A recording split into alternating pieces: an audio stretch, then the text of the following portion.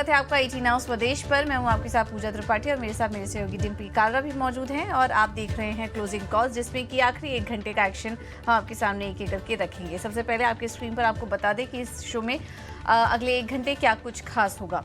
2:35 पर closing trades आपके लिए लेकर आएंगे। हमारे सभी एक्सपर्ट आपको बताएंगे कुछ शानदार ट्रेडिंग आइडियाज़। 2:40 पर ऑप्शंस के जरिए कमाई के मौके कहाँ हैं, ये आपके लिए लेकर आएंगे ऑप्शंस के चैंपियन सेगमेंट में। 3 बजे मार्केट एट 3, जहाँ पर कि आपको खबरों वाले शेयर्स हम बताएंगे। 3:05 पर खबर गर्म है, जहाँ पे कि हम आपको बताएंगे कि डीलिंग रूम में किस स्टॉक को लेकर इस वक्त हलचल है। 3:15 बजे शुरू करेंगे BTST STBT ट्रेड्स और 3:20 पर उन इवेंट्स पर बात करेंगे जहाँ पर कि फोकस रहेगा कल के दिन।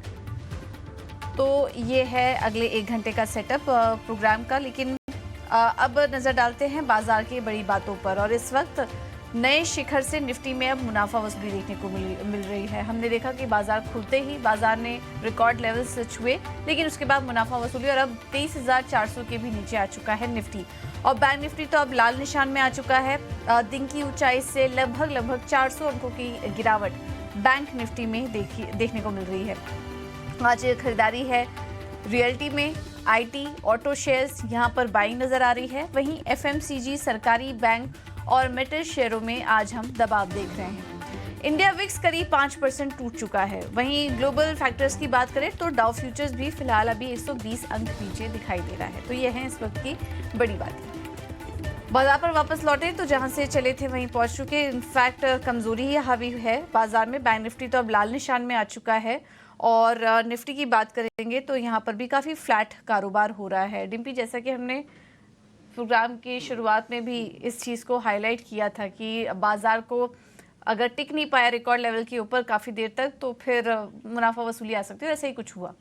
एक्जैक्टली वही हो रहा है। और आप देखिए, आपको बताया था, एक तो आप जहाँ पे ओपनिंग कर रहे हैं वो एक रेजिस्टेंस एरिया थे, जहाँ पे हमने आपको सुबह बताया था जहाँ पे आप लैंड कर रहे हो वो खुद ही अपने आप में रेजिस्टेंस एरिया है। आपने लैंड कर लिया लेकिन आपने उसको ब्रेक नहीं किया, तो हुआ क्या कि आपको नीचे आना पड़ा। दूसरी इंपॉर्टेंट बात, हमने एक बात आपके सामने और रखी थी कि आप ऐसा ना समझिएगा कि FIs नहीं है मार्केट के अंदर। 41% लॉन्ग लेके बैठे हैं, उसके बावजूद भी आपसे रेजिस्टेंस ब्रेक नहीं हो रहा। 3 दिन हो गए, 4 दिन हो गए। इसका मतलब मार्केट में जो डिप्लॉयमेंट की प्रॉब्लम है वो जस की तस है। फिर तीसरा पॉइंट हमने आपको सुबह और नोटिस करवाया था, वो था DIs की सेलिंग का, कि DIs ने देखिए 5% माल बेचा है। ये तभी होता है जब उनको डिप्लॉयमेंट की प्रॉब्लम आती है, अदरवाइज DIs एक दिन में 5% माल नहीं बेचते। ये हमारा कई सालों का अपना एक्सपीरियंस और अपना जजमेंटल फैसला है जो हम आपके सामने रख रहे हैं। तीसरी इंपॉर्टेंट बात, आपका विक्स घट रहा है लगातार और अब घट के इस जगह पर आ चुका है कि आपका विक्स करीब 13.5 हो गया। तो आपको जो मोमेंटम है ना मार्केट के अंदर वो पूरी तरह से मिस कर देगा। चौथी इंपॉर्टेंट बात, क्या लीडरशिप की कोई प्रॉब्लम है? वो नहीं है। लीडरशिप की प्रॉब्लम नहीं है, पॉलिसीज़ की प्रॉब्लम नहीं है, सरकार के हवाले से कोई खबर नहीं है, कुछ नहीं है। लेकिन सिर्फ और सिर्फ प्रॉब्लम इसी चीज़ की आ रही है कि मार्केट के अंदर एक ब्रेक चाहिए, एक छोटा सा स्लाइड, एक छोटा सा डिप चाहिए, जिस डिप के बारे में हम 3 दिन की बात बोल रहे हैं। ये डिप क्यों चाहिए मैं आपको पहले भी बता चुका हूँ। जो रास्ता खुलेगा उसमें से 2 लोग चर्निंग करेंगे, चेंज ऑफ हैंड्स होगा। पहला एक चेंज ऑफ हैंड्स होगा जिन्होंने ऊपर माल बेचा हुआ है 23,400-500 पे, जिन्होंने आज भी बेचा होगा 23,500 पे, वो प्रेशर बनाए रखते हैं, वो बाजार को ड्रैग मारते हैं नीचे। उनको एग्जिट मिल जाएगा, 400 पॉइंट कमा लेंगे ना तो उनके खुशी का ठिकाना नहीं होगा कि देखिए चलते मार्केट से हम 400 पॉइंट कमा के आए हैं। और जिनको पैसा लगाना है ना उनका भी खुशी का ठिकाना नहीं होगा कि देखिए हमने 23,500 पे माल नहीं खरीदा, हमने तो 23,000 पे खरीदा है, तो हमारे सामने अभी भी 500 पॉइंट कमाने के लिए है। ये दोनों लोगों का विन विन हो जाएगा, सेटिस्फाई हो जाएगा।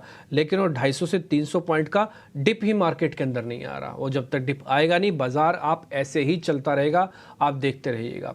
दूसरा, 23,500 ब्रेक होने पर या तो 23,000 के वापस आने पर ही अब आप ट्रेड लीजिएगा। ये बात मैंने सुबह भी आपको बताई थी, अभी मैं फिर से रिपीट कर देता हूँ। मार्केट में मेरे को एज सच कोई प्रॉब्लम नहीं लग रही है, लेकिन पैसा लगाएंगे तो सर अच्छा, एक चीज़ का आपको मैं एग्जांपल देता हूँ। आप कभी कपड़े लेने जाते हो मार्केट के अंदर, आपको 2 कपड़े पसंद आते हैं, आप एक टी-शर्ट ये भी पसंद आती है और ये भी पसंद है। आप कहते हो भैया ऐसा है 100 रुपये की टी-शर्ट, इसको 90 रुपये की लगा लो, मैं लूँगा लेकिन मैं इसको 90 रुपये दूंगा इसके। क्या आप 100 रुपये नहीं दे सकते थे? जो 90 रुपये दे सकता है वो 100 रुपये भी दे सकता है। लेकिन 100 रुपये और 90 रुपये में सिर्फ इतने फ़र्क होता है, आपका मन मान जाता है कि ठीक है मैंने सही रेट पे ले लिया। वो जो मन की बात है ना वो इसके अंदर नहीं हो रही है, बस मन ही नहीं मान रहा है। सेक्टोरल चर्निंग अपने चरम पर है। आप शुगर वाली कंपनीज उठा के देख लीजिए, आपको पता लग जाएगा। और ये बात हमने कल परसों भी आपको नोटिस करी थी कि शुगर से जल्दी जल्दी बाहर मत निकलना। ये एमएसपी, एथेनॉल, ये सब पॉलिसी बेस्ड काम हो रहा है और ये बहुत अच्छे से आपका रिटर्न बना के दे सकता है। बजाज हिंदुस्तान हमने आपको 36 रुपये बताया था, आज उसकी कीमत 42 रुपये हो चुकी है और डंके की चोट पे बताया था। बलरामपुर चीनी सुबह भी डिस्कस किया था। थीम पकड़ो बॉस, मार्केट के अंदर से जल्दी जल्दी पैसा बन जाएगा, मुश्किल है कहना। इंडाइसिस से स्टॉक्स पकड़ लोगे, थीम पकड़ लोगे, काम बन जाएगा। और एक और पकड़ने का तरीका क्या, आप सुबह ना 9:30 बजे से लेकर 10:30 बजे के बीच में जो थीम मार्केट के अंदर चल रही है ना, दिन भर वही हावी रहने जा रही है। इनमें फ़र्क नहीं आता, ये पहले आता था, अब नहीं आ रहा फ़र्क। जब तक बाजार साइडवेज है ना, तो जो 1 घंटे के अंदर थीम बन जाएगी ना, दिन भर में वही कैरी करेगी, आप दिन भर में उसी को ही पीटते रहोगे। देखो आज ये हो रहा है, देखो आज ये हो रहा है, देखो आज ये हो रहा है। आप 11 बजे भी हेडलाइंस वही लिखोगे, आप 2 बजे की हेडलाइंस भी वही लिखोगे, देखो यही हो रहा है। और मैं बताऊं, हमारे प्रोड्यूसर बहुत समझदार है, आप हेडलाइंस नहीं भी चेंज करोगे ना, तब भी मार्केट के अंदर वही हो रहा होगा, क्योंकि चेंज नहीं होगा सेक्टर्स का मूड। आप बड़ा ही स्पेसिफिक रहिए, आराम से काम कीजिए, मार्केट इरिटेट करेगा। मैंने आपको कल भी बताया था, आज पूजा जी आपको सुबह वो वर्ड याद भी दिला रही थी, इरिटेट कर रहा है। ये इरिटेशन वाला मार्केट है। Leave the indices, do trading in stocks या फिर इन्वेस्टमेंट, सेविंग्स, वड़ावर जो भी आप करते हैं वो वहाँ पे कीजिए और बड़ा ही स्पेसिफिक रहिए अपने आप को। प्रदीप हरचंदानी इस बीच हमारे साथ जुड़ चुके हैं, सुमित मूलचंदानी हमारे साथ जुड़ चुके हैं। 2 मेहमान हैं, उन दोनों मेहमानों से चर्चा करेंगे। एक मेहमान हमारे साथ और भी जुड़ जाएंगे जो कि हमारे और एनालिस्ट होंगे और उनसे भी हम बातचीत करेंगे। और अजीत मिश्रा थोड़ी देर में जुड़ जाएंगे, फिर राजेश अग्रवाल भी जुड़ जाएंगे, वो भी आपको तस्वीरों में दिखने लगेंगे थोड़ी देर के बाद ही। ठीक है, सुमित जी बहुत बहुत शुक्रिया, थैंक यू वेरी मच, आपने आज समय निकाला फिर से हमारे लिए।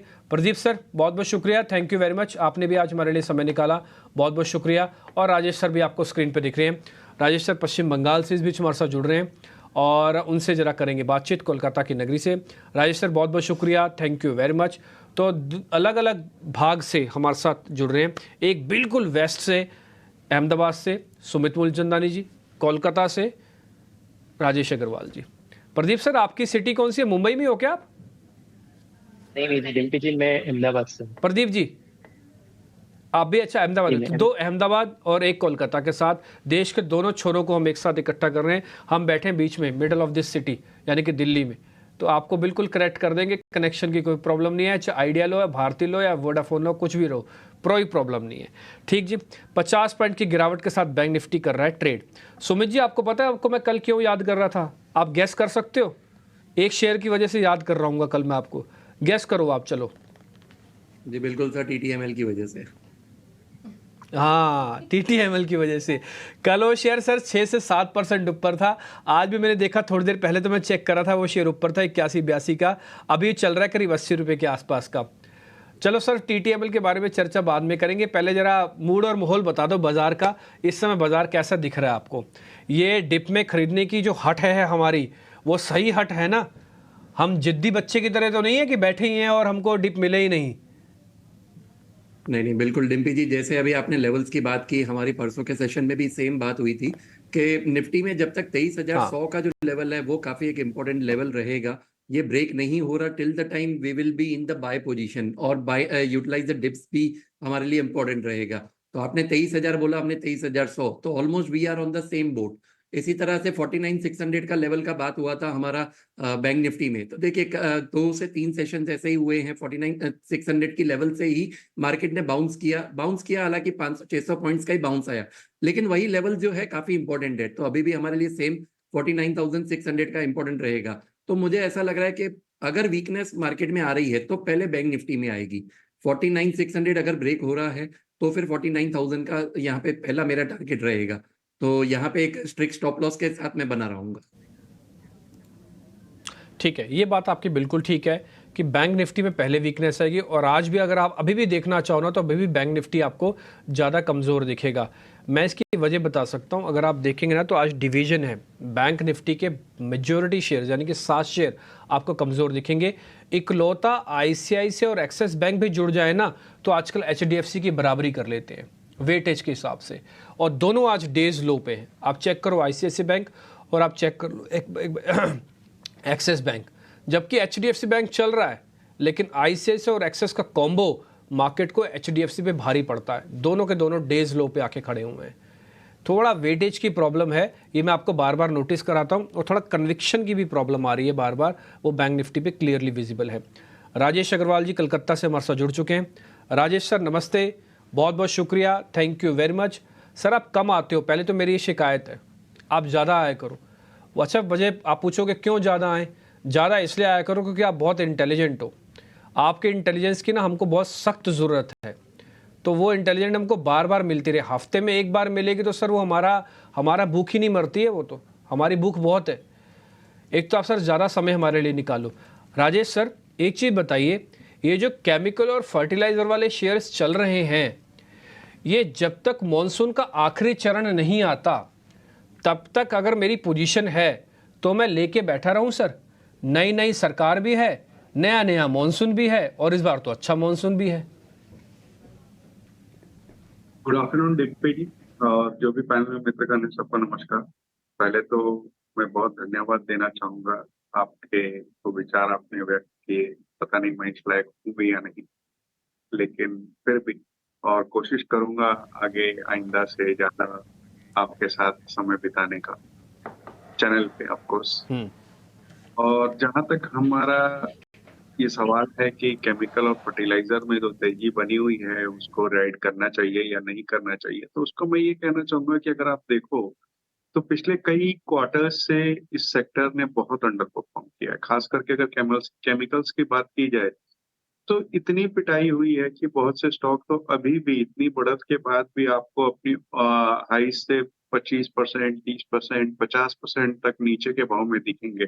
मैं 52 वीक हाई की बात नहीं कर रहा हूँ, लास्ट 2-3 साल के हाई को अगर आप देखोगे तो अभी भी बहुत नीचे के लेवल्स पे काम कर रहे हैं, और मुझे लगता है कि अभी बहुत स्कोप है ऊपर जाने का, क्योंकि हमारे विचार से केमिकल का जो एक सेक्टर डाउन ट्रेंड में चल रहा था वो अब थोड़ा सा बॉटम आउट होता हुआ नजर आ रहा है। मुझे आश्चर्य नहीं होगा कि आने वाले दिनों में इनमें टर्न अराउंड देखने को मिले पूरे सेक्टर में ही। और कई कंपनियां ऐसी हैं जो अच्छे नंबर्स दे रही हैं, अच्छे प्रोडक्ट प्रोफाइल वगैरह हैं। थोड़ा दबाव में था परफॉर्मेंस कुछ 2-3 क्वार्टर, लेकिन अब जब टर्न अराउंड होगा तो बेहतर नतीजे आने लगेंगे। कुछ नाम चुनाने हो तो मैं समझता हूँ केमिकल्स में सबसे पहला नाम तो मार्केट लीडर टाटा केमिकल्स का ही आएगा, जहां अगर आप देखो तो कंपनी की परफॉर्मेंस लगातार बेहतर रही है। कैपेक्स उन्होंने कंप्लीट कर लिया है, कॉस्टिक के प्राइसेस तेजी में आ रहे हैं, दूसरे डिविजन्स में जो है बहुत अच्छे चल रहे हैं। मिड कैप की बात की जाए तो कई कंपनियां जैसे विनाती ऑर्गेनिक्स है, आर्केन केमिकल्स है, या केम्प्लास सनमार है, ये सब बहुत पिटे हुए थे। केम्प्लास सनमार की अगर बात करेंगे तो एक बहुत बड़ा प्लेयर है अपने आप में केमिकल मैन्युफैक्चरिंग की बात की जाए तो। और अभी फिलहाल इन्होंने एक ग्लोबल प्लेयर के साथ टाई अप किया है कस्टम मैन्युफैक्चरिंग में। थोड़ा सा FY24 चैलेंजिंग रहा, बट जिस तरीके से मैनेजमेंट ने ये बयान दिए कि आने वाले दिनों में बेहतर होते हुए नजर आएंगे, मुझे लगता है कि सही कहा उन्होंने कि आगे आने वाले दिनों में नंबर्स बेहतर होते हुए नजर आएंगे। अगर आप पीवीसी की प्राइस, केमिकल बास्केट की जब अपने बात कर रहे हैं, तो पीवीसी की प्राइस भी देखो रेजिन्स की तो आज भी बढ़ाए गए हैं। तो मुझे लगता है कि जिस तरीके की सरकार की मेक इन इंडिया की डिमांड है, या कुछ एंटी डंपिंग ड्यूटी वगैरह की बातें हैं, केमिकल्स की डिमांड की बात है, तो सारी चीजें इनके फेवर में बैठ रही हैं। तो केमिकल्स में ये कुछ स्टॉक्स है। फर्टिलाइजर की बात की जाए तो मॉनसून आपने बहुत अच्छा कहा कि अच्छा होने वाला है, 100% के ऊपर की एवरेज की बातें चल रही है, और फोकस सरकार का रूरल इकोनॉमी में थोड़ा ज्यादा रहने वाला है। हम सब जान रहे हैं जिस तरह की कोalition गवर्नमेंट आई है, तो हो सकता है कि रूरल पे फोकस ज्यादा रहे, तो वहां से भी एक बेहतर उम्मीद की जा सकती है। तो वहां हमें कोरोमंडल इंटरनेशनल कह लीजिए या आपके दीपक फर्टिलाइजर कह लीजिए, ये सब कुछ चुनिंदा नाम है जो बेहतर लग रहे हैं। तो काफ़ी सारे इंटरेस्टिंग थीम्स और स्टॉक्स हाईलाइट किए, इन पर आप नज़र रखिए। ये वाई का ठप्पा भी आपके सामने, कोरोमंडल इंटरनेशनल जैसे स्टॉक्स, केमिकल, फर्टिलाइजर शेयरों पर नज़र रखिए। चलिए अब शुरुआत करते हैं क्लोजिंग ट्रेड्स की।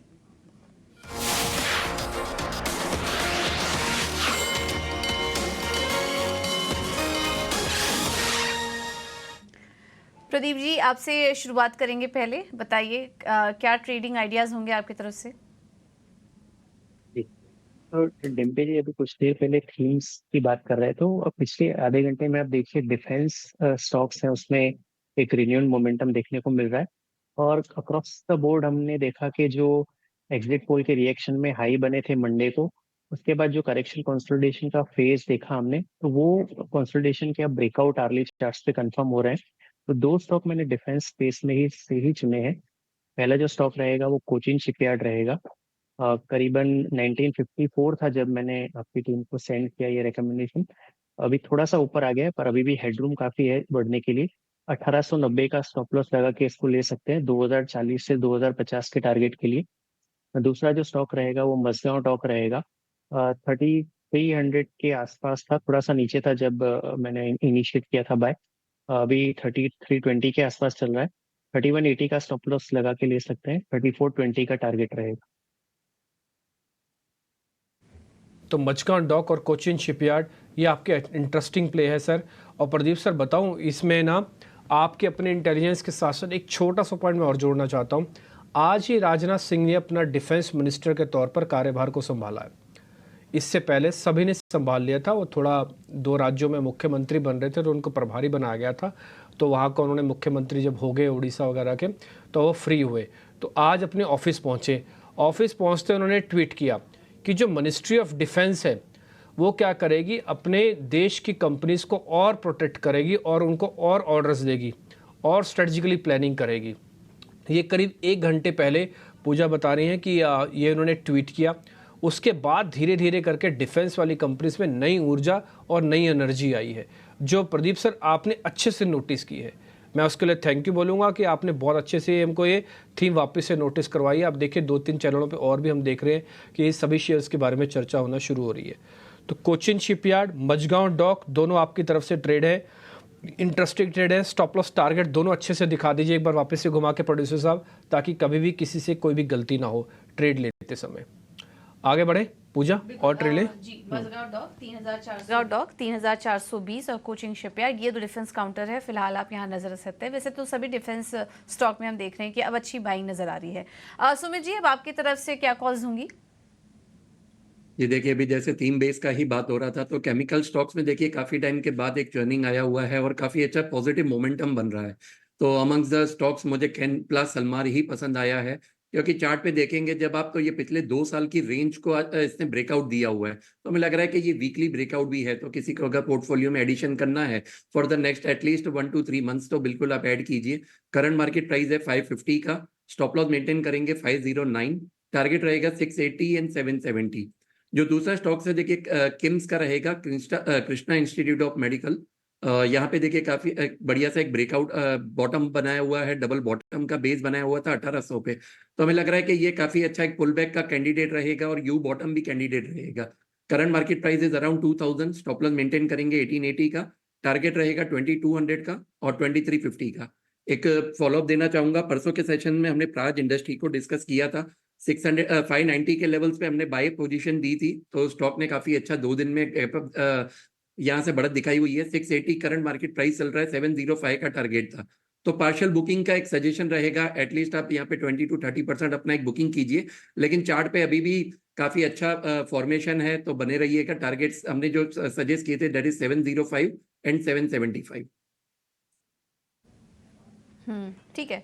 तो प्राज इंडस्ट्रीज में तेजी करने की सलाह और कैम्फ्लास्ट यहाँ पर भी नजर रखिए, यहाँ पर भी तेजी करने की राय सुमित जी की तरफ से। एक छोटे से ब्रेक के लिए रुकेंगे, आप बने रहिए हमारे साथ।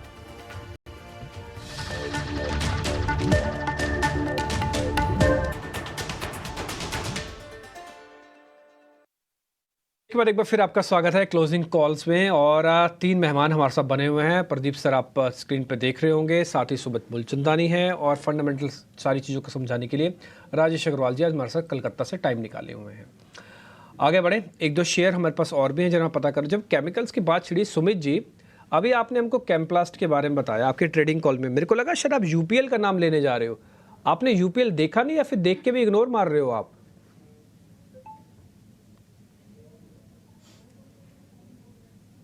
सर आवाज अनम्यूट करिए तभी तो आवाज आएगी।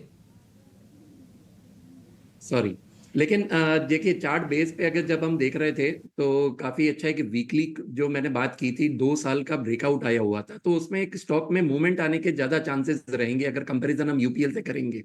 तो that is the main reason. लेकिन अदरवाइज आप अगर केमिकल स्टॉक की बात करेंगे तो एक और स्टॉक अगर मैं सजेस्ट करूं तो दैट इज DCW।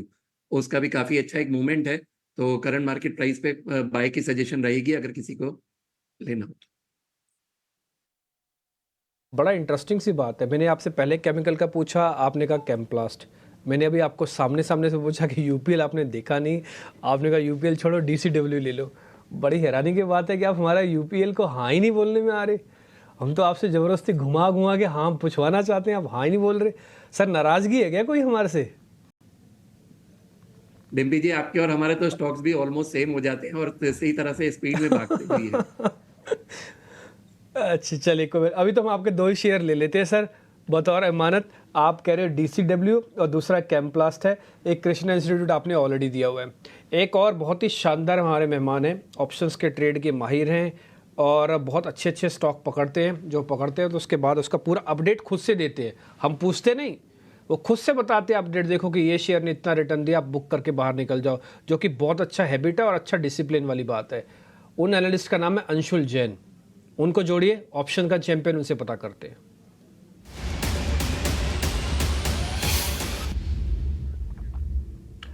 अंशुल जी, कोई पुराना अपडेट देना हो तो दे दो, मैंने आपकी बहुत तारीफ कर दी। कोई पुराना अपडेट है तो पहले वो दे दो, फिर बाद में आप दिखा देना, जो भी ऑप्शन होगी बता देना।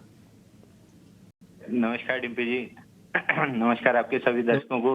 देखिए अपडेट में तो हीरो मोटोकॉर्प में प्रॉफिट बुकिंग कर लेना चाहिए, वहां टारगेट अचीव हुआ है। बजाज ऑटो में टारगेट अचीव हुआ है और इन्फोसिस में टारगेट अचीव हुआ है, तो तीनों में प्रॉफिट बुकिंग कर लेना चाहिए। दूसरा, आप सुमित जी से यूपीएल पूछ रहे थे, अभी मैंने सुना, तो मेरे ख्याल से सुमित जी इसलिए यूपीएल के लिए हाँ नहीं कर रहे हैं, पिछले 7-8 दिन में जो रैली आई है वो बहुत लोअर वॉल्यूम्स पे आई है, तो ब्रेकआउट हायर वॉल्यूम पे चाहिए होता है, इसलिए I am sure Sumit ji UPL के ब्रेकआउट को इसीलिए इग्नोर कर रहे हैं। तीसरा, आज का ऑप्शन का चैंपियन रहेगा एबी कैपिटल। एबी कैपिटल में 4 दिन की टाइट कंसोलिडेशन थी, प्रीवियस मंथ हाई के जस्ट नीचे, और आज के सेशन में इसने ओपन लो के साथ इसमें ब्रेकआउट दिया है। तो इसमें ऑलमोस्ट एट द मनी जो कॉल है 240 का, उसको बाई करना चाहिए 6.50 6.80 की रेंज में। 4 रुपए का स्टॉप लॉस रहेगा और 10.5 रुपए का टारगेट रहेगा। लॉट साइज 5400 की है, 13,500 की रिस्क रहेगी, सामने 21,600 का टारगेट रहेगा। और ये टारगेट अगर 3 से 4 दिन में अचीव नहीं होता है तो फिर इस कॉल से जो भी भाव रहेगा एग्जिट कर लेना चाहिए, क्योंकि अगर 4 दिन में मूव नहीं आती है तो फिर इसमें टाइम वैल्यू इरोड होना स्टार्ट हो जाएगा। आपने बात बताई कि भाई आप 3-4 दिन देखो, ऑप्शंस का तो पहला प्रिंसिपल नियम ही यही है कि जो ट्रेंड है वही फ्रेंड है। ट्रेंडिंग स्टॉक, ट्रेंडिंग कॉल होनी चाहिए, नहीं तो जब आप ऑप्शंस खरीदते हो ना तो एक किस्म का टाइम बॉम्ब उसके पीछे लगा हुआ होता है, वो कब फट जाए पता नहीं चलेगा। तो इसलिए क्या है कि आप वो टाइम वैल्यू को गनने ना दें, उससे पहले ही आपको 3 से 4 दिन में ही आपको फ्री कर देगी।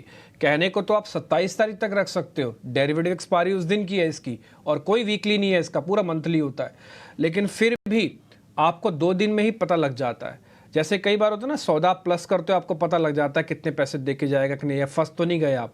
तो ये अंशुल जी ने बहुत बढ़िया बात बताई। एबी कैपिटल 6.5 रुपये में आप पकड़ लेना, 10.5 का टारगेट है, 4 रुपये का जाएगा, 2.5 रुपये जाएंगे, मोटा मोटी 4.5 रुपये आएंगे, इसलिए रेशो ऐसी बन रही है 2113। ठीक है जी अंशुल जी, बहुत बहुत शुक्रिया, थैंक यू वेरी मच। अच्छे से हमने नोटिस रखेंगे आपकी कॉल एबी कैपिटल, और फिर इसका अपडेट भी दीजिएगा अगर ये आपकी हिट हो जाती है तो। ठीक है सर, छोटा सा ब्रेक ले रहे हैं, तुरंत ब्रेक के बाद फिर से लौट रहे हैं।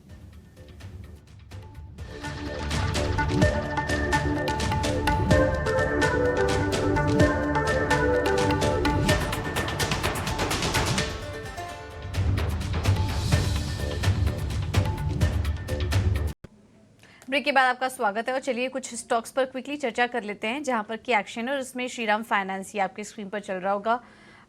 ये हमने आपको सुबह भी हाईलाइट किया था कि स्टॉक पर नजर रखिए, अच्छी तेजी है, और बीच बीच में हम शो में हाईलाइट भी कर रहे थे।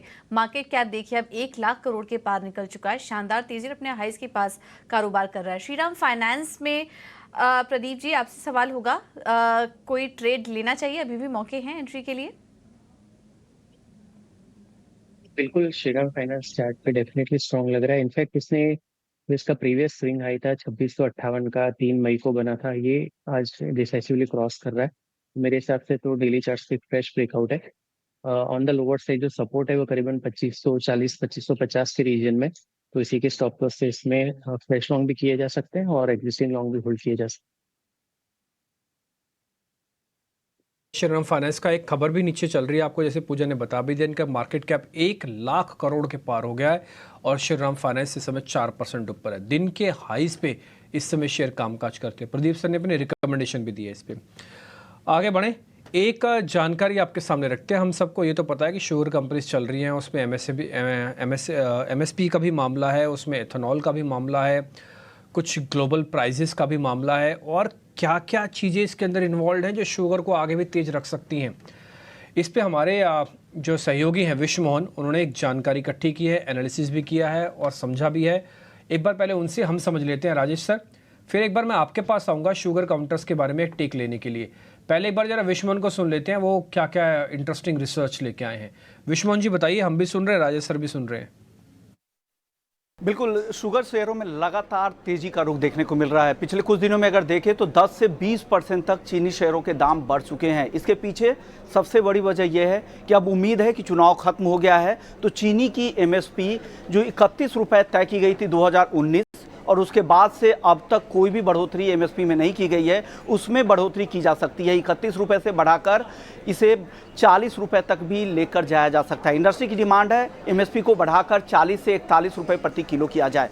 इंडस्ट्री का कहना है कि एफआरपी जो फेयर एंड रिम्यूनरेटिव प्राइसेज जो होते हैं, जो किसानों को, गन्ना किसानों को भुगतान करना पड़ता है मिलों को, वहाँ साल दर साल लगातार बढ़ोतरी हो रही है। इस अगले सीजन के लिए भी इसमें बढ़ोतरी पहले ही की जा चुकी है, जो 1 अक्टूबर से लागू होगी। उसे भी 340 रुपये किया जा चुका है, लेकिन एमएसपी में किसी भी तरह का बदलाव नहीं हुआ है। तो ये ऐसा ट्रिगर है जो यहाँ पर चीनी मिलों को सपोर्ट कर रहा है, चीनी शेयरों को सपोर्ट कर रहा है। दूसरा ट्रिगर है चीनी मिलों के लिए, शुगर कंपनियों के लिए, वो है एथेनॉल के लिए डाइवर्जन का जो टारगेट है वो सरकार ने बढ़ाकर 25% कर दिया है, जो अभी 11% के आसपास का है। तो ये काफ़ी पॉजिटिव ट्रिगर है, क्योंकि एथेनॉल के लिए डाइवर्जन होने पर उनके कैश फ्लो में सुधार होता है, चीनी मिलों की स्थिति बेहतर होती है, फाइनेंशियल्स बेहतर होते हैं। तो ये एक अच्छी खबर है। और दूसरी अच्छी खबर ये है कि अगर एमएसपी को बढ़ाया जा सकता है तो उनके जो कॉस्ट से कम अभी एमएसपी है, मिनिमम सेलिंग प्राइस चीनी का है, तो वहाँ पर उनके मार्जिन में सुधार होगा और उनके बैलेंस शीट की स्थिति बेहतर हो सकती है। तो दो ऐसे पॉजिटिव ट्रिगर है जो चीनी कंपनियों को सपोर्ट कर रहे हैं, चीनी शेयरों को सपोर्ट कर रहे हैं। और इसके अलावा जो इंटरनेशनल मार्केट है वहाँ पर दाम तो गिर रहे हैं, लेकिन लगातार शॉर्टेज की स्थिति वहाँ पर भी बनी हुई है, तो वहाँ पर भी वहाँ से भी सपोर्ट मिल रहा है। तो शॉर्टेज की स्थिति में यहाँ पर भी कीमतों को सपोर्ट आगे मिलने वाला है घरेलू बाजार में। हालांकि यहाँ का मार्केट रेगुलेटेड है, इसके बाद भी यहाँ पर सपोर्ट मिलेगा। तो ये सारे फैक्टर्स अभी चीनी मिलों के फेवर में है और चीनी शेयरों में पर इसका पॉजिटिव असर देखने को मिल रहा है। ठीक है विश्वमन, बहुत शुक्रिया, थैंक यू वेरी मच। सारी खबरें जो आपने बताई हैं, सारे रीजंस एक्चुअली में जो बताए हैं। राजेश सर, आपको मालूम है ना कि अब शुगर कंपनीज को अपने आप में इथेनॉल कंपनीज कहने में काफ़ी गर्व होता है। वो तो कहते हैं हमको शुगर कंपनी बुलाई क्यों रहे हो, हमको तो एथेनॉल वाली कंपनीज बुलाओ। पहला पॉइंट वो ये कहते हैं कि हमको शुगर बनाने से ज़्यादा फ़ायदा तो एथेनॉल बनाने में होता है। एक तो उसमें प्रोक्योरमेंट की कोई दिक्कत नहीं, 100% गवर्नमेंट कर लेती है। अभी पुरी साहब ने ना पेट्रोलियम मंत्रालय का कार्यभार संभाला, उन्होंने पहले ही कुर्सी पे बैठते जो पहली लाइन बोली ना, बोले कि हम ब्लेंडिंग को 25% करना चाहते हैं इंडिया में और जल्दी कर देंगे। तो ये बात बोली, तो शुगर कंपनीज के तो उसी दिन से वारे नहीं आ रहे हो गए। फिर बाद में एमएसपी वाली खबर भी चल रही है, आपको पता है कि 10 रुपये शायद दाम बढ़ जाएंगे इनके। और तो ज़रा ये बताइए, ये तो सीजनल है और कॉमोडिटी है, ये एक दिन में रुकते भी नहीं है, इसलिए 2-3 दिन से चल भी रहे हैं। सर इस पे आपका टेक क्या, आपकी रिसर्च, आपका एनालिसिस क्या कह रहा है? देखिए, आपने सही कहा कि ये जो एमएसपी बढ़ाने की बात हो रही है ना, जो 30 से 31 रुपए सीधे 40-41 रुपये में 10-11 रुपए की बढ़त पर केजी में हो जाएगी, ये शुगर कंपनियों के लिए एक बहुत बड़ा ट्रिगर हो सकता है। दूसरे, जैसे आपने कहा इथेनॉल की जो बात है, वो अगर 25% की ब्लेंडिंग हो जाती है तो वहां भी एक बड़ा मुनाफा होगा, क्योंकि सारा टेक ओवर सरकार कर ले रही है। तीसरे, अगर आप देखो तो जो हमारे देश में शुगर की डिमांड है वो लगातार बढ़ती जा रही है, और इस्मा ने जो इस बार आंकड़े दिए थे उस हिसाब से अगर आप देखो तो जो प्रोडक्शन होगा वो डिमांड से थोड़ा सा कम होने वाला है, जिस कारण से प्राइसेस थोड़े टाइट रहेंगे। और बाहर जहां ब्राजील से और पाकिस्तान से चीनी वगैरह आती थी, वहां थोड़ी सी दिक्कतें हैं, तो वहां भी इंटरनेशनल प्राइसेस भी थोड़े टाइट हैं। अब आते हैं यहाँ कंपनियों के इंडिविजुअल परफॉर्मेंस पे या कौन सी स्टॉक लेना चाहिए, तो मुझे लगता है वैसे तो सारे ही स्टॉक चल रहे हैं। और जब इथेनॉल की कहानी चल रही है तो सीधी सी बात है, प्राइस में भी बहुत अच्छी तेजी ऑलरेडी 2-3 दिन से बनी हुई है, वहां भी बड़ा अपसाइड हो सकता है। लेकिन खास चीनी की बात की जाए तो मैं समझता हूँ कि इसमें हमारी जो पर्सनल राय है, हम लोग जो क्लाइंटों को दे रखी है, वो 2 स्टॉक पे दे रखा है। पहला industry leader of course Balrampur चीनी है, जिसमें हम बहुत बुलिश हैं। अगर आप देखो तो उनकी सारी फैक्ट्रियां बहुत शानदार तरीके से चल रही हैं, कैपेसिटी बहुत बड़ी है, डेट कोई विशेष है नहीं, नंबर्स लगातार अच्छे आए हैं, डिस्टिलरी बोल लीजिए या इथेनॉल बोल लीजिए, सब अच्छी तरीके से चल रहा है। फिलहाल उन्होंने एक केपेक्स अनाउंस किया है बायोडिग्रेडेबल प्लास्टिक का, जो कि आने वाले 2 साल में कंप्लीट हो जाएगा। वो प्रोडक्ट उनका अभी इकलौता है भारत में, और अगर ये हो जाता है तो मुझे लगता है कि इस कंपनी के लिए बहुत बेहतर स्थिति हो जाएगी। लेकिन वो एक भविष्य की बात है जो 2 ईयर डाउन द लाइन होगा। आज की डेट में मैं समझता हूँ बलरामपुर के वैल्यूएशन बहुत अच्छे बैठ रहे हैं। दूसरी कंपनी अगर इस क्षेत्र में चुननी हो तो मैं समझता हूँ ईएडी पेरी पे ध्यान देना चाहिए, जहां 40,300 टीसीडी की उनकी कैपेसिटी है, उसके अलावा डिस्टिलरी है और और आपके में 140 मेगावाट का पावर है। डिस्टिलरी में वो लोग कैपेसिटी एक्सपेंशन कर रहे हैं। और अगर पूरी कंपनी को अगर आप देखो ना, तो कंपनी का जो मैनेजमेंट है बहुत ही शानदार है। मुरुगप्पा ग्रुप को बिलोंग करती है और मैं समझता हूँ कि उसमें कोई कॉर्पोरेट गवर्नेंस का इशू है ही नहीं।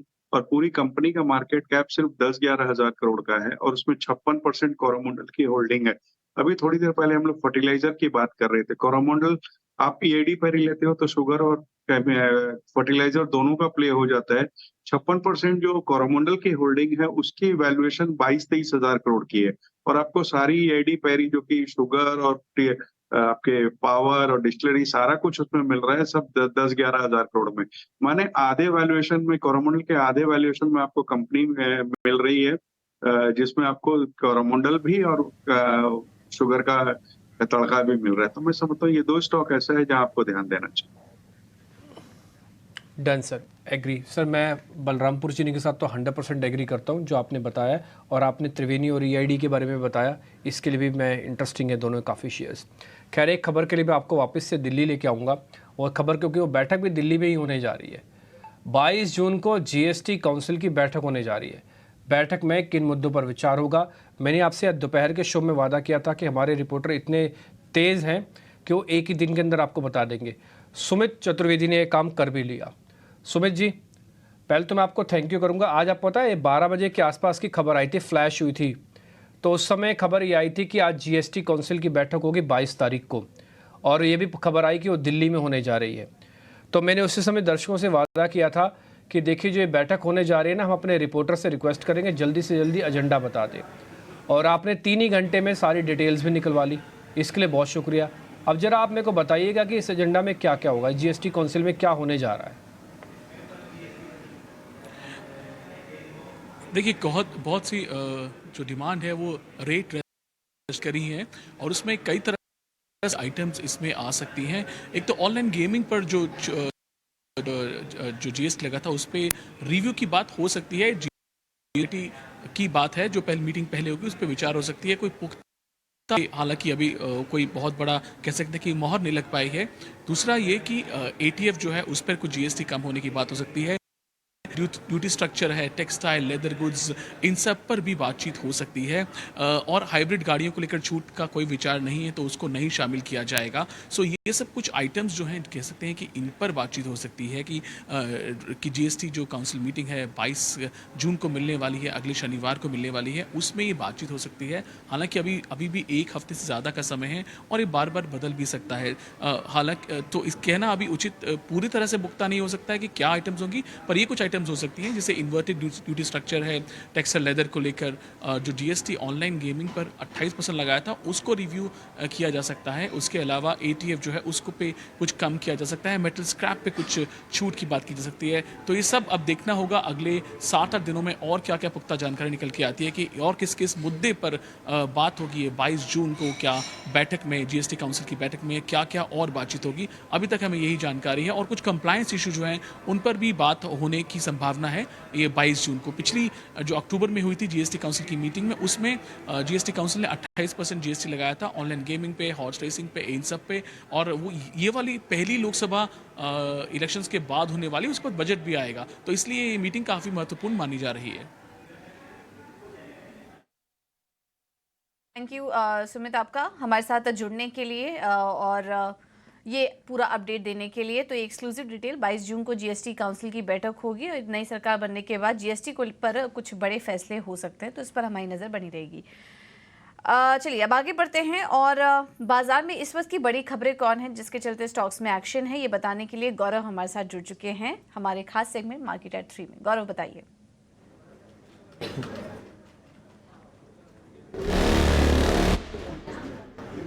जी हाँ, तो आज सबसे पहले शुरुआत करते हैं डिफेंस सेक्टर के साथ, क्योंकि इसमें हमें काफ़ी अच्छा एक ग्रोथ देखने को मिला है। स्पेसिफिकली अगर हम पीएसयू स्टॉक्स की बात करें, जैसे कोचिन शिपयार्ड हो गया, एचएएल हो गया, भारत डायनामिक्स हो गया, तो माझगांव डॉक्स हो गया, तो वहाँ पे एक अच्छा एक जंप देखने को मिला था। और इसका मेन रीज़न ये है कि जो हमारे डिफेंस मिनिस्टर थे मिस्टर राजनाथ सिंह, इन्होंने आज जो है एक बयान दिया है, उनके हिसाब से डिफेंस में आत्मनिर्भरता पे एक फोकस रहने वाला है आगे जाके, उसी के साथ साथ एक्सपोर्ट्स पे भी एक फोकस रहने वाला है, और इसी के चलते डिफेंस स्टॉक्स में आज हमें तेज़ी देखने को मिली थी। अगली बात करते हैं श्रीराम फाइनेंस में, क्योंकि इस स्टॉक में भी हमें तेज़ी देखने को मिली थी। आज के दिन की अगर बात करें तो स्टॉक ने 1 लाख करोड़ का जो मार्केट कैप है उसका मार्क जो है वो पार किया है, और अगर पिछले एक महीने की बात करें तो 15% से स्टॉक में एक उछाल देखने को मिला है, और इसी के चलते हुए श्रीराम फाइनेंस भी हमारे फोकस पे रहने वाला है। अगली बात करते हैं पेटीएम की, क्योंकि कंपनी ने फिलहाल में ही सैमसंग कंपनी के साथ एक करार किया है। उसके दौरान अभी अगर बात करें, अगर आपके पास सैमसंग का फ़ोन है और उसमें अगर आप सैमसंग पे यूज़ कर रहे हो तो वहाँ पे पेटीएम वॉलेट जो है वो लिंक करने वाला है उसके साथ, और इसी के चलते हुए हमने देखा कि पेटीएम के शेयर में भी एक तेज़ी देखने को मिली थी। इसी के अलावा पेटीएम का और एक भी एक न्यूज़ फ्लो है जिसके हिसाब से पेटीएम अभी जो इंश्योरेंस डिस्ट्रीब्यूशन है उस पर फोकस करने वाला है, और इसके चलते हुए अगर हम पिछले एक वीक की भी बात करें तो पेटीएम के स्टॉक ने 20% से भी एक ज़्यादा अपसाइड दिखाया है। अगली बात करते हैं एल&टी की, क्योंकि कंपनी को फिलहाल में एक लार्ज ऑर्डर मिला है जो कि 2500 to 5000 करोड़ का हो सकता है, जो ओएनजीसी की तरफ से मिला है, और इस बड़े ऑर्डर के चलते हुए अगर हम स्टॉक में भी देखें तो एक 2% से ज़्यादा उछाल आज के दिन में हमें देखने को मिला था। और आखिर में बात करते हैं KIOCL की, क्योंकि यहाँ पे भी एक मिनिस्ट्री की तरफ से उनको अप्रूवल जो है वो मिला है। कंपनी को जो देवदरी आयरन ओर जो है वो चालू करने के लिए अप्रूवल मिला है, और इसी के चलते अगर हम स्टॉक में देखें तो 10% से एक ज़्यादा उछाल देखने को मिला था आज के दिन में। तो खबरों के दम पे ये सब स्टॉक्स में नज़र रखना काफ़ी इंपॉर्टेंट रहेगा, क्योंकि काफ़ी अच्छा ट्रैक्शन जो है इन सब स्टॉक्स में आज के दिन में हमें देखने को मिला है।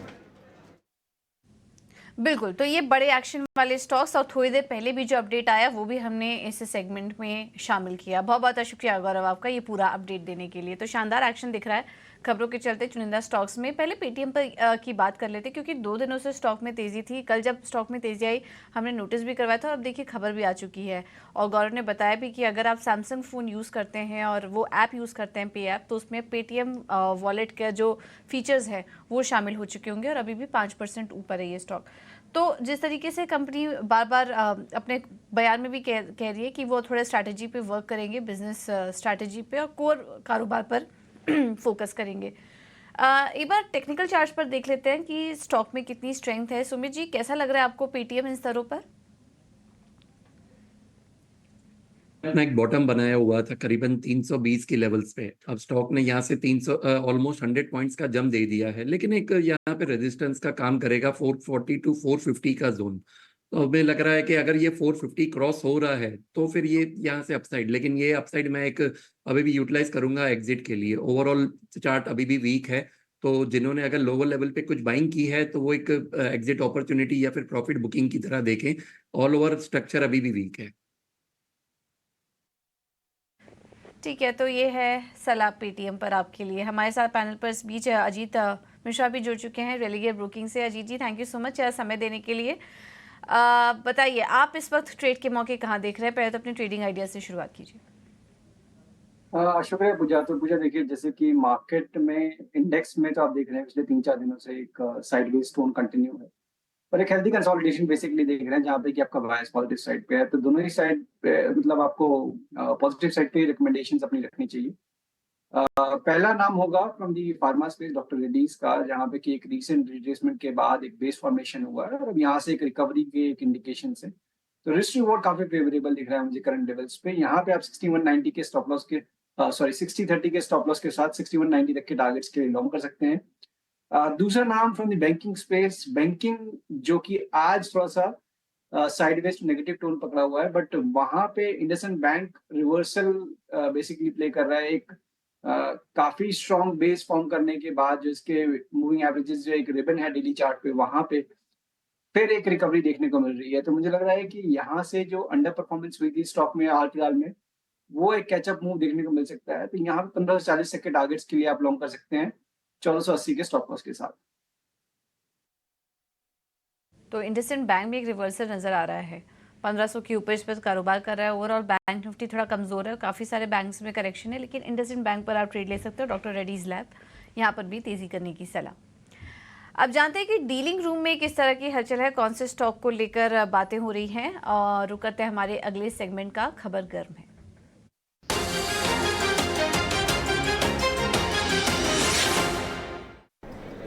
जी बिल्कुल, हमारा जो खबर सेगमेंट है यहाँ पे जो एक स्टॉक फोकस में रहेगा वो है नवीन फ्लोराइन। यहाँ पे डोमेस्टिक इंस्टीट्यूशन की जो है थोड़ी बाइंग हो रही है, और हमने जो है डीलर्स के साथ बात किया तो पता चला कि एक पीएमएस है जो वहाँ पे वो अपनी पोजीशंस ऐड कर रहे हैं। स्टॉक के बारे में बात करें तो स्टॉक अपने 5 मंथ हाई लेवल्स पे है, लगातार 6वें दिन जो है बाइंग देखने मिली है। स्टॉक जो है हरे निशान में है।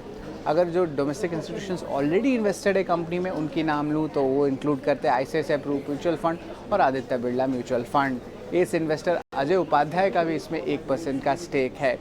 सबसे अहम ट्रिगर ये है कि स्ट्रीट फैक्टरिंग कर रहा है या चेयर कर रहा है कि कंपनी के नए एमडी को अपॉइंट किया गया है नितिन कुलकर्णी। यहाँ पे इनका 30 साल का तजुर्बा है स्पेशलिटी केमिकल और सीडीएमओ में, और इंटरेस्टिंगली लेट 90s और अर्ली 2000 में 8 साल के लिए कंपनी के वो बिजनेस डेवलपमेंट भी हेड कर रहे थे स्पेशलिटी केमिकल सेगमेंट में।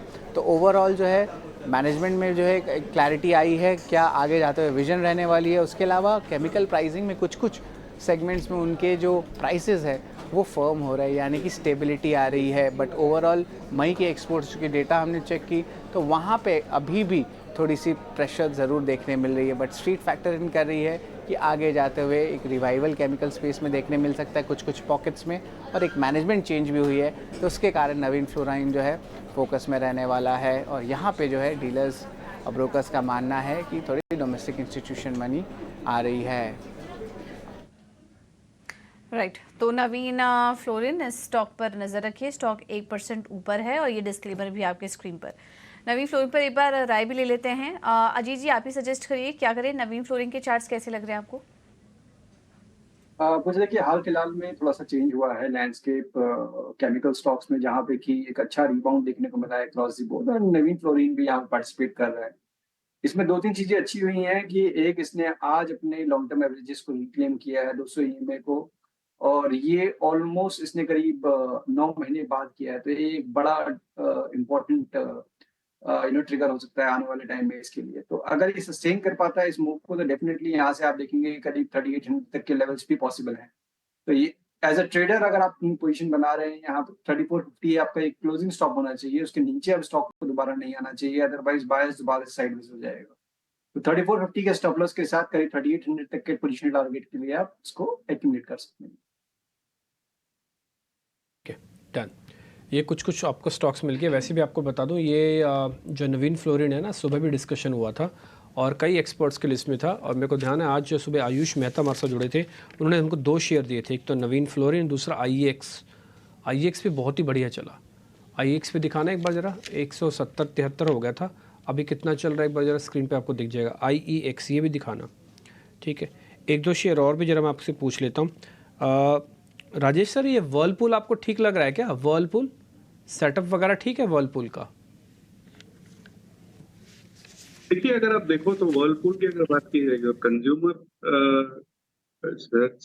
जो सेगमेंट है वहां मुझे लगता है कि थोड़ी सी डिमांड आगे आने वाले दिनों में आने वाली है, क्योंकि पिछले कुछ दिनों से अगर आप देखो तो इलेक्शन वगैरह को लेकर के थोड़ी सी लॉजिस्टिक वगैरह की भी इशू थी, थोड़ा सा डिमांड डाउन था। लेकिन अब जिस तरीके की गर्मी गिरी है पूरे भारतवर्ष में, तो मुझे लगता है कि कई वर्षों के रिकॉर्ड टूट गए, और इस कारण से ये जो खास करके कंपनियां एसी फ्रिजेस वगैरह में हैं उनमें नंबर्स खास करके नेक्स्ट 1-2 क्वार्टर अच्छे आने वाले हैं। तो यहाँ पर अगर कोई गिरावट आती है, गिरावट से मेरा मतलब है 1650-1700 तक के लेवल्स आते हैं, तो वहां पर एक बार बाइंग की जा सकती है। डन। प्रदीप सर, हमने आज बजाज हिंदुस्तान पे हमने कल से नोटिस करवाया था और ट्रेड हुआ भी, अच्छा चला भी, 41-42 आ गया है। दो तरीके हैं सर, या तो 36 वाला माल 41 रुपये में बेच दे, अच्छा प्रॉफिट हो गया, शुगर वाली कंपनीज है, या तो इस शेयर के पैटर्न पे और थीम पे ट्रस्ट रखें, आने वाले दिनों में और भी पैसे बन सकते हैं।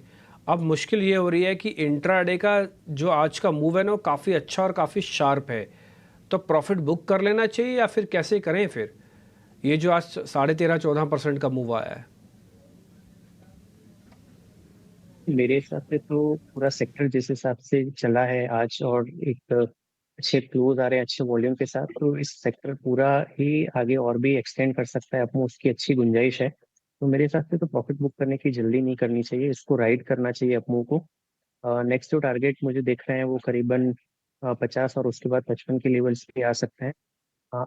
हाँ, एक ये जो आपने बताया कि स्टीप अपमूव आई है, उसके हिसाब से थोड़े से जो सपोर्ट लेवल है या स्टॉप लॉस लेवल है वो थोड़े से डीप जरूर है, पर मेरे हिसाब से तो इस मोमेंटम को राइड करना चाहिए। नीचे की साइड में जो नियरेस्ट सपोर्ट मेरे को आर्ली चार्ट्स पे दिख रहे हैं वो करीबन 36-37 के रीजन में है, तो मेरे हिसाब से इसी स्टॉप लॉस को ध्यान में रख के अपमूव को राइड करना चाहिए। नहीं सर, हमारे टारगेट खैर 48 के ही हैं, लेकिन इतना स्टीप फॉल, इतना स्टीप राइज आने के बाद कई बार ये होता है ना कि ऐसा ना हो कि कल ये नीचे आ जाए शेयर, तो हमको लगेगा अच्छा हम बेच देते, ऊपर नीचे आके वापस प्लस कर लेते या रख ही लेते। तो ठीक है, आप ये कह रहे हो कि राइड करो थोड़ा, इसके अंदर इंटरेस्टिंग है, ये शेयर भी आपके नोटिस में भी है, आपको मैंने डलवा दिया और आपने इस पर कैलकुलेशन भी कर दी। आगे बढ़ते हैं प्रदीप सर, फिर एक शेयर के बारे में और भी आप बताओ ज़रा, वो शेयर है जयश्री टी। आपको शेयर ठीक लग रहा है? शुगर के साथ साथ एक टी वाला काउंटर भी चेक कर लो, मेरे को इसका बेस बहुत पसंद आ रहा है, बस चलना बाकी है, चलेगा तो बहुत बढ़िया चलेगा। जय श्री टी लिखना, जय प्रोड्यूसर साहब, हाँ ये बोला, यस।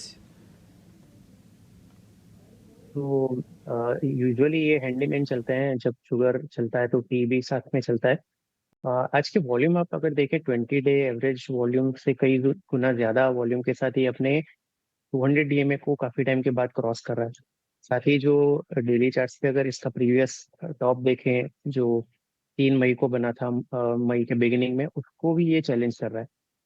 तो मेरे हिसाब से वो एक्सटेंड हो सकती है ऑन द हायर साइड, करीबन 118 से 120 का नेक्स्ट टारगेट जोन रहेगा, और वो क्रॉस होता है तो फिर 130 के टारगेट की हम बात करेंगे।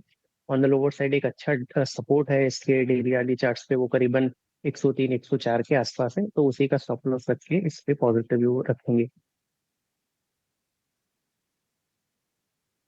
ठीक है, तो ये है नज़रिया जयश्री टी पर। चाय शुगर दोनों ही स्टॉक साथ चल रहे हैं, तो उस पर नज़र रखिए। चलिए अब क्विकली ले लेते हैं BTST STBT ट्रेड्स अपने एक्सपर्ट से, और सुमित जी पहले आपसे शुरुआत करेंगे। बताइए अभी के लिए BTST या STBT ट्रेड आपकी तरफ से। रडार पे है, काफी टाइम के बाद टाइटन में एक अच्छा मूव बन रहा है। स्टॉक ने अपना एक रेजिस्टेंस भी क्रॉस किया है 3450 3460 की लेवल्स के लिए, और लोअर टाइम फ्रेम पे जब आप देखेंगे तो एक अप एंड हैंडल का भी ब्रेकआउट आ रहा है, तो यहाँ पे आप बाय की अपॉर्चुनिटी देखिए।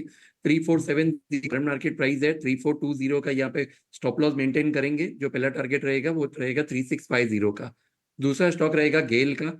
गेल में देखिए कंसोलिडेशन हुआ था, कंसोलिडेशन के बाद अब लोअर टाइम फ्रेम पे भी ब्रेकआउट आ रहा है, तो एक्यूमुलेट कीजिए। 220 का करंट मार्केट प्राइस है, 214 का स्टॉप लॉस एंड 233 का टारगेट। 43 का टारगेट दिख रहा है अगला गेल में, और टाइटर में 3650 का टारगेट दिख रहा है। काफ़ी समय बाद तेजी आई, इस पर नज़र रखिए। अजीत जी आपकी तरफ से कोई BTST ट्रेड या STBT? मुझे देखिए टाटा पावर मुझे अच्छा लग रहा है, बिकॉज स्टॉक अपने रिकॉर्ड हाइज के रिक्लेम कर चुका है, ऑलमोस्ट अब वहीं पे कंसोलिडेट कर रहा है, और मुझे लगता है कि जो लास्ट 2 दिन की कंसोलिडेशन हुई है वो एक बहुत नैरो रेंज में हुई है, तो पॉसिबिलिटी ये है कि यहाँ पे आपको कल एक स्ट्रॉन्ग ट्रैक्शन देखने को मिले। तो स्टॉक अभी 452 के पास ट्रेड कर रहा है, यहाँ 445 के स्टॉप लॉस के साथ करीब 464 तक के टारगेट्स के लिए आप लॉन्ग कर सकते हैं। ओके, ये एक स्टॉक टाटा पावर अजीत जी की तरफ से लॉन्ग करके चल सकते हैं। प्रदीप जी आप बताइए आपकी तरफ से कोई ट्रेड? इसके साथ ही कंटिन्यू करेंगे। नया जो स्टॉक में जोड़ रहा हूँ वो BDL रहेगा, भारत डायनेमिक्स लिमिटेड। इसमें भी बाकी स्टॉक की तरह एक अच्छा मोमेंटम हार्ली चार्ट्स पे बना है। आज काफी अच्छे वॉल्यूम के साथ ये फ्रेश ब्रेकआउट कंफर्म कर रहा है हार्ली चार्ट्स पे। 1490 के करंट रेट के आसपास इसको ले सकते हैं। 1420 का स्टॉप लॉस रहेगा, 1590 के टारगेट रहेंगे।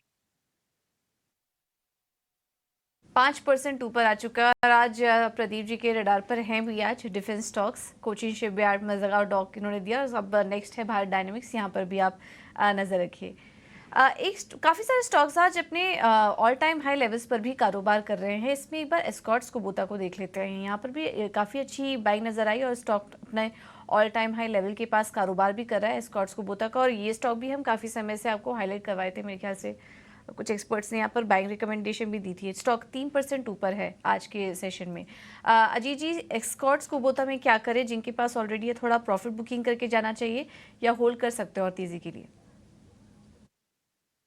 पूजा देखिए, यहाँ पे एक कंसिस्टेंट बाइंग ट्रेंड बना हुआ है। 2600 से स्टॉक अगर आप देखेंगे तो वीक ऑन वीक बेसिस केवल एक नेगेटिव वीक है, उसके बाद आपने इसमें पॉजिटिव टोन लगातार बनते हुए देखा है और अभी भी मोमेंटम फेड आउट होते हुए नहीं दिख रहा। जिस तरीके से प्राइस एक्शन है, वॉल्यूम भी सपोर्ट कर रहा है इस चीज को, तो मेरे हिसाब से अभी बने रहना चाहिए आपको। हाँ, एक चीज है कि ट्रेडिंग स्टॉप लॉस करते हुए चलिए, क्योंकि अब अनचार्टेड टेरिटरी में है। अगर वो लेवल ब्रेक होगा तो डेफिनेटली आप एग्जिट कर लीजिएगा। तो अभी के हिसाब से 4150 मेरे हिसाब से वो जोन है जहाँ के उसके नीचे आने के बाद ये स्टॉक साइडवेज हो जाएगा या फिर प्रॉफिट टेकिंग आएगी। जब तक ये होल्ड कर रहा है तब तक अपने बने रहिए स्टॉक में। ठीक है, बने रहने की राय आपको इस स्टॉक में दी जा रही है। इस बीच क्योंकि हम कुछ स्टॉक्स के हाई लेवल्स की बात भी कर रहे थे, आज रियल एस्टेट स्टॉक्स ने भी अपने हाईज बनाए हैं। गोदरेज प्रॉपर्टीज़, शोभा, प्रेस्टीजी, कुछ ऐसे स्टॉक्स हैं। ये स्टॉक भी अपने ऑल टाइम हाई लेवल के पास कारोबार कर रहे हैं। रियल एस्टेट स्टॉक्स भी अच्छा ट्रेड कर रहे थे। सुमित जी, यहाँ पर कुछ ट्रेड पसंद आ रहा है आपको BTST करने के लिए? देखिए, गोदरेज प्रॉपर्टीज की अगर आप बात करेंगे तो डेली और वीकली में भी अपने एक ओवरबॉट जोन की तरफ से ही था। तो यहाँ पे फ्रेश बाइंग अपॉर्चुनिटी जो रहेगा वो रिस्क रिवॉर्ड फेवरेबल नहीं रहेगा, तो इसके लिए मैं फिलहाल इसको इग्नोर करूंगा। गोदरेज प्रॉपर्टीज़ हो गया। 3 मिनट रह गए मार्केट के बंद होने में और मैं बोलूँगा कि आप थोड़ा ट्रेड कम ही रखो, थोड़ा सा वॉल्यूम वगैरह देख के चलो। देखो, तीसरा ऐसा दिन है जब मार्केट डेज हाई पे खोल के डेज लो के आसपास बंद कर रहा है। स्पेशली निफ्टी बैंक आप चेक करोगे तो आपको दिख जाएगा। हालांकि आज निफ्टी के अंदर 2 वजहों से तेज़ गिरावट नहीं आई। पहला, एक तो इसका कोर सेक्टर IT वो आज आपकी बड़ी हेल्प कर रहा था। दूसरा, रिलायंस इंडस्ट्रीज़ ना तो टूटा ना ही चला। आज सुबह हमने आपके सामने बात रखी थी कि रिलायंस इंडस्ट्रीज़ की है, आज की चाबी उसके पास है कि वो कितनी स्ट्रेंथ देगा और कितनी वीकनेस देगा। देखो, आप मार्केट के अंदर जैसे से रिलायंस वीक हुआ मार्केट थोड़ा वीक हुआ, जैसे से रिलायंस स्ट्रांग हुआ मार्केट थोड़ा स्ट्रांग हुआ। आप ये बात कह सकते हैं कि एक शेयर से क्या फ़र्क पड़ता है सर? हाँ, एक शेयर से फ़र्क तो नहीं पड़ता, लेकिन ये शेयर इतना बड़ा बैलेंसर है कि ये जिस तरफ भी टिल्ट होगा ना मार्केट को, उस तरफ की चीज़ों को करेगा। क्योंकि मार्केट इस समय थोड़ा कन्फ्यूज स्टेट में है। ये 22,000, 450, 23,000, 450, 550 वाली रेंज जब तक पार नहीं होती ना, तब तक मार्केट ये इसी तरह से चल रहा है। सेल ऑन राइज हो रहा है, यानी कि जैसे खुलते हो वापस नीचे लेके आ जाते हो और नीचे पे आके सपोर्ट है, फिर से नेक्स्ट डे खुलते हो। BTST ले जाने और STBT ले जाने का रिस्क हो जाता है। तो आपके इंट्राडे में पैसे इंडेक्सेस से नहीं बन रहे होंगे, क्योंकि आप बोलोगे सर आज तो चला है बाजार 80 पॉइंट। सर 80 पॉइंट चला है, पता है कितने पॉइंट ऊपर खुला था? 140 पॉइंट तो ऊपर खुला था। और निफ्टी अगर 80 पॉइंट पे चला है, खुलने के बाद आपने प्लस किया तो you are still in the loss. Market हरे निशान में, उसके बावजूद भी आप घाटे में हो जाओगे। और अगर ऑप्शन पकड़ी है तो और दिक्कत है, क्योंकि वो तो दोनों के प्रीमियम्स को ईट कर रहा है। पुट वालों का तो खैर खा ही रहा है प्रीमियम, वो तो अधिकार सा ही हो गया, लेकिन कॉल्स वालों की भी प्रीमियम इसलिए खा रहा है क्योंकि रेंज का ब्रेकआउट ही नहीं हो रहा। तो थोड़ा सावधानी के साथ ट्रेड करने की ज़रूरत है। आज थेमेटिक फिर से हुआ मार्केट। आज शुगर को वापस अच्छे से चलाया, कुछ हद तक फर्टिलाइज़र केमिकल्स को फिर से अच्छे से चलाया। आज IT के स्टॉक्स का दिन था, आज इंडस्ट्रियल गुड्स के दिन का था। सीमेंस वगैरह आप देख रहे होंगे अपनी स्क्रीन पे ऊपर थे। श्रीराम फाइनेंस आज काफ़ी अच्छा चला, उसका दिन बहुत ही अच्छा निकला। थोड़े बहुत डिफेंसिव कम एग्रेसिव शेयर जिसको मानते हैं इंश्योरेंस के, वो भी आज अच्छे चले। आज सरेंडर वैल्यू वाली जब खबर आई तो ये पता लगा कि उनकी बैलेंस शीट पर असर आएगा। फिर UBS और एम्बिट के रिपोर्ट आई, उन्होंने कहा नहीं जी कोई खास असर नहीं आएगा। तो उसके बाद HDFC life, SBI life, ICICI prudential, ये कुछ एक शेयर जो लाइफ इंश्योरेंस से जुड़े हुए हैं, इंक्लूडिंग LIC भी, वहाँ पर भी हमको ठीक ठाक ट्रेड बनते हुए दिख गया। उसके बाद ये शेयर टूटे नहीं। आज जो शेयर कमज़ोर थे वो थोड़े डिफेंसिव इन नेचर थे, खासकर FMCG। मैरिको तो हमने आपको कल से नोटिस करवा रहे थे, आज भी टूटा था। इसके अलावा आज लिस्ट में जुड़ गया ब्रिटानिया और हिंदुस्तान यूनिलीवर का भी नाम। टाटा कंज्यूमर्स को भी आप जोड़ना चाहें तो वो भी जोड़ सकते हैं। तो इसलिए थोड़ा थेमेटिक हो रहा है मार्केट। आज जिन शेयरों ने साल का हाई टेस्ट किया उसमें था Divi's lab, UltraTech cement, Shriram finance, Tata steel. ये वो शेयर है जिन्होंने साल का हाई टेस्ट किया। आप 4 दिन से देख देख के थक गए होंगे कि बाजार क्या कर रहा है क्या नहीं कर रहा। आज वीकली एक्सपायरी थी निफ्टी की, वो भी आज शांति से ही निपट गई। कल है शुक्रवार का दिन, कल हो सकता है हफ्ते भर का हिसाब किताब भी हो। तो मेरा ऐसा मानना है कि इंडिया विक्स काफ़ी टूट चुका है, अब इंडिया विक्स टूटेगा नहीं और अगर थोड़ा भी बढ़ता है तो बाजार को नीचे लेके आ सकता है। आप इस चीज़ की खुशी भी मना सकते हो कि 41% का लॉन्ग पोजीशन हो गया FIs का, लेकिन फिर भी मार्केट जो है देखिए चल तो रहा नहीं। तो ये अच्छी चीज़ भी है, बुरी चीज़ भी है कि FIs हैं इंडिया में, लेकिन बुरी चीज़ ये है कि FIs के होने के बावजूद, पिछले 3 दिन से खरीदने के बावजूद भी आप रेंज का ब्रेकआउट नहीं कर पाए। इसलिए पूजा ने जो सुबह क्वेश्चन पूछा था उसका हमने ये जवाब आपके सामने रखा। धीरे धीरे करके कुछ और ट्रिगर हो रहे हैं, जैसे GST वाला एक ट्रिगर पैदा होकर आ रहा है, वो 22 तारीख को इम्पैक्ट डालेगा अपना, लेकिन उससे पहले बाजार को थोड़े ग्लोबल मार्केट्स को और क्लोजली वॉच करना होगा। ये सारी चीज़ें नोटिस होंगी। एडवांस डिक्लाइन के हिसाब से भी आज मैं ये तो नहीं बोलूँगा कांटे की टक्कर थी, बट हाँ और दिनों के मुकाबले थोड़ा सा डिक्लाइन बढ़ के आया है एज़ कम्पेयर टू रेशो के हिसाब से। और हो सकता है कल का दिन थोड़ा चर्निंग का भी रहे और जो थीम्स चल रही हैं कल उनमें प्रॉफिट बुकिंग भी आए। खासकर ध्यान रखें सीमेंट वाले, सीमेंट में काफ़ी दिनों से अच्छा मोमेंटम बना हुआ है, इनके DNA में नहीं है इतने दिनों तक चलना, हो सकता है थोड़ी बहुत प्रॉफिट बुकिंग आ जाए। राजेश सर बहुत बहुत शुक्रिया, थैंक यू वेरी मच, आज आपने टाइम निकाला। प्रदीप सर आपका भी बहुत बहुत शुक्रिया, thank you very much. Ajit sir आपका भी शुक्रिया, थैंक यू वेरी मच आप टाइम निकालने के लिए। और सुमित मूलचंदानी जी आपका भी बहुत बहुत शुक्रिया, थैंक यू वेरी मच आज समय देने के लिए। आप सभी मेहमानों का बहुत बहुत शुक्रिया और उम्मीद भी करते हैं कि आपका दिन अच्छा रहेगा और आप हमको ज़्यादा टाइम देंगे ताकि आपके इंटेलिजेंस का हम और हमारे दर्शक भरपूर फ़ायदा उठा पाए। बहुत बहुत शुक्रिया, थैंक यू वेरी मच। पूजा और मेरे को भी आप इजाज़त दे सकते हैं। फिलहाल इस कार्यक्रम से इतना ही, नमस्कार।